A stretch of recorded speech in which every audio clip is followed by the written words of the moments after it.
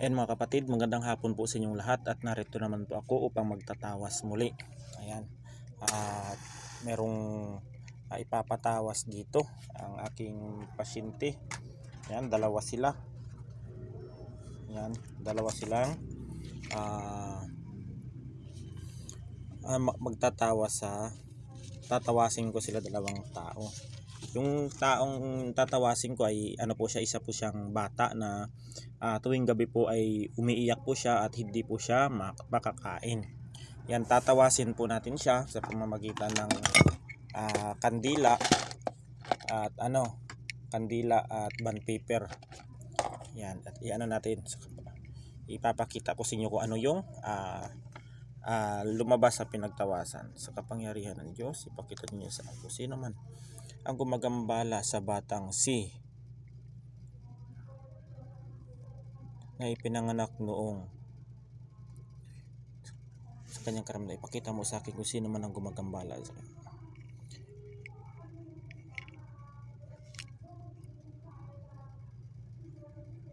Ayan, titignan natin mga kapatid. Ipakita mo sa akin kung sino man ang gumagambala sa taong aking pasyente na ito upang malaman ko kung ano ba ang gumagambala sa kanya.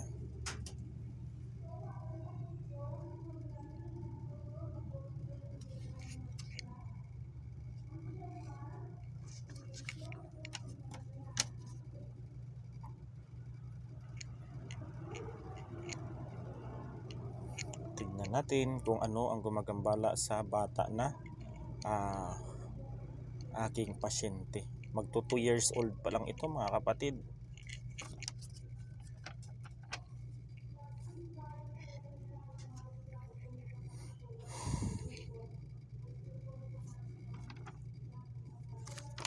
Grabe.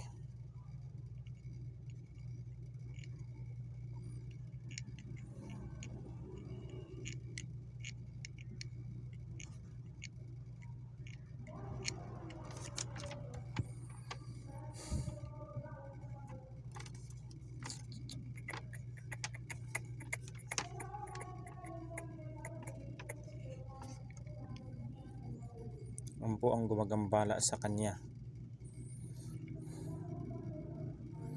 Babae ito mga kapatid, babae.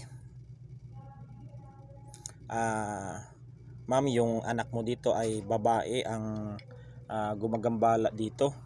Ito ay usog ito, balis ito sa anak mo, kaya umiiyak siya, sumasakit yung tiyan at parang bloated.